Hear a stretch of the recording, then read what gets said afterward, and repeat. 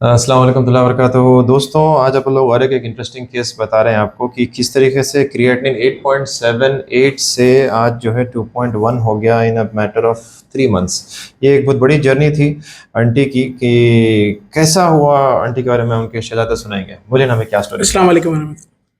ये एक पैर पे एक फोड़े के वैसा हुआ था, छोटा सा जख्म था।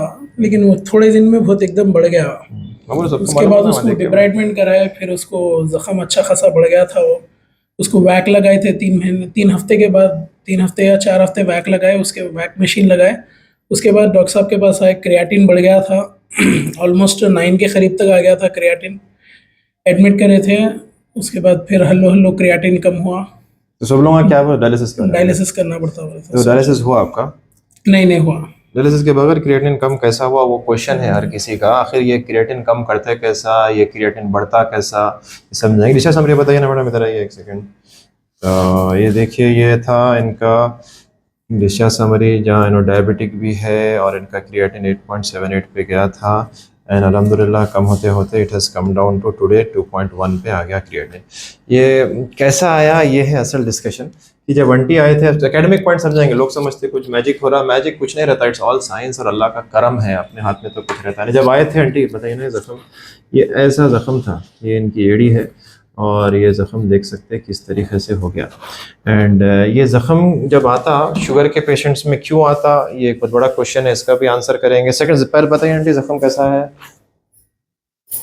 अब ये देखिए पूरा ज़ख़म ख़त्म हो गया, पूरा सूख गया अल्हम्दुलिल्लाह, एवरीथिंग हैज़ बिकम नॉर्मल। तो ये कैसा हुआ, बोर्ड बोर्ड पे समझाता हूँ मैं, तो सबको मालूम होना आखिर होता क्या, क्या हुआ क्या नहीं। कुछ गलत बोल रहा था, आप बीच में रोक सकते हैं, आप क्या हुआ नहीं। था। तो बेसिकली आप लोगों को अंडरस्टैंड करना है कि आंटी को था शुगर। ये शुगर जो है सबसे बड़ा विलन है दुनिया में। शुगर एक कंट्रोलेबल डिजीज है, लेकिन शुगर का कोई क्यूर, अफसोस की बात है, दुनिया में अभी तक है नहीं। इसका कंट्रोल है खाली। तो आंटी का किसी वजह से शुगर कंट्रोल नहीं रहता था ज़माने से। गलती मेरी थी क्योंकि वहाँ तक पहुँच नहीं सका, गलती आपकी थी, उन तक आप भी पहुँच नहीं सके। तो अगर कंट्रोल रहता था तो शायद ये दिन आता ही नहीं था। तो जब शुगर कंट्रोल नहीं रहता तो थोड़े कॉम्प्लिकेशंस होते हैं। इसको बोलते हैं मैक्रो और microvascular complications. Vascular word important है यहाँ पे, क्योंकि इनका पैर का जख्म ठीक करने में ज़्यादा मेरा कोई रोल नहीं था। अल्लाह के करम के साथ साथ सैयद अली जो हमारे वैस्कुलर सर्जन है, उनका बहुत बड़ा रोल था। उसके बारे में भी समझाएंगे आपको। तो मैक्रो कॉम्प्लिकेशंस बड़े वेसल्स के रहते हैं। फालिज का अटैक, हार्ट अटैक और peripheral vascular disease. Peripheral vascular disease मतलब जो बड़े रगा हैं जो पैर को सप्लाई करते, वहाँ पे नैरोनेस आ जाता और ब्लड सप्लाई होती नहीं, एरिया जो है वीक हो जाता, क्योंकि ऑक्सीजन जा रहा नहीं, बॉडी की ताकत जा रही नहीं, वैसा वीक हो जाता। माइक्रोवैस्कुलर कॉम्प्लिकेशंस भी 3 टाइप के रहते हैं।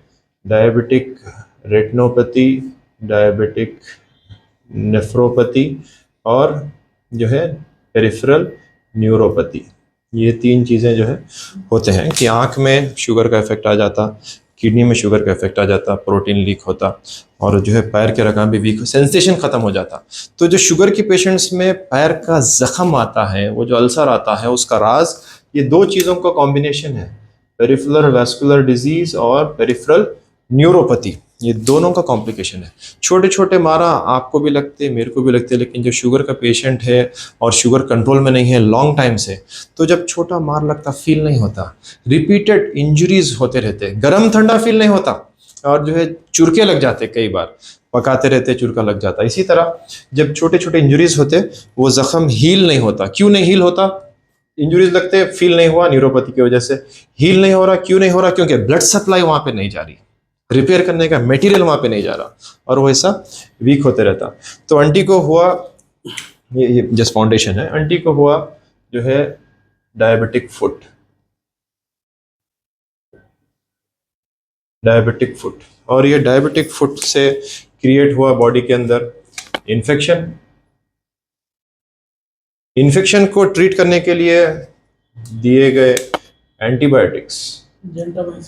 एंटीबायोटिक का नाम था, क्या नाम बोले? जेंटामाइसिन दिया गया।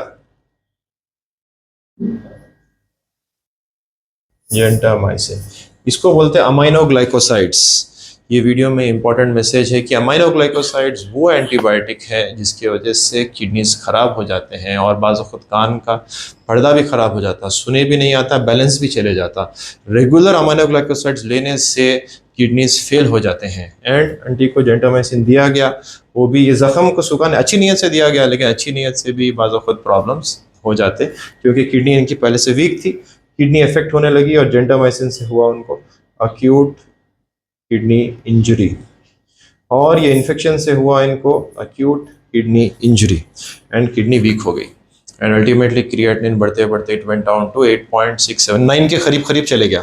तो हम लोग कुछ मैजिक नहीं करे, अलबत्ता डायलिसिस करने का रिक्वायरमेंट था, बट जो एक ही चीज़ देखे वो ये था कि इनका पोटेशियम नॉर्मल था। सेकेंड ये देखे कि इनका जो है यूरिन आउटपुट नॉर्मल था, मोर देन 1 लीटर यूरिन आ रहा था। तो जब तक क्रिटिकल वैल्यूज नहीं रहते, जल्दबाजी करके डायलिसिस करने का जरूरत नहीं रही, जस्ट गिव सम टाइम।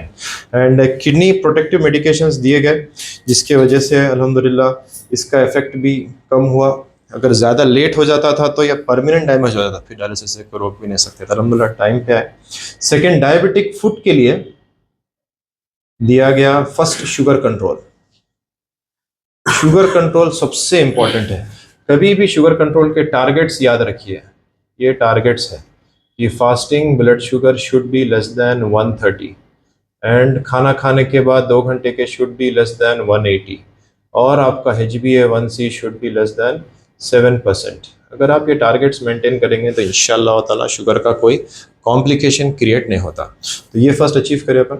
इसके साथ साथ डायबिटिक फूड के लिए भी हर कोई बोले कि ज़ख़म निकालना है, पैर काट देना है, लेकिन अच्छे सर्जन डॉक्टर सैयद अली साहब वैक बोल की ड्रेसिंग है, वैक्यूम की तरह रहता है, वो सक करते रहता लगातार।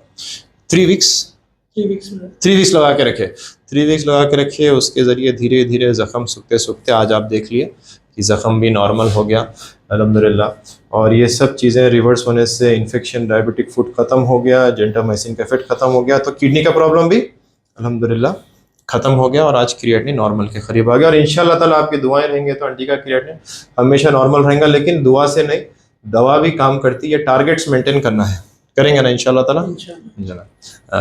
थैंक यू, अस्सलाम वालेकुम।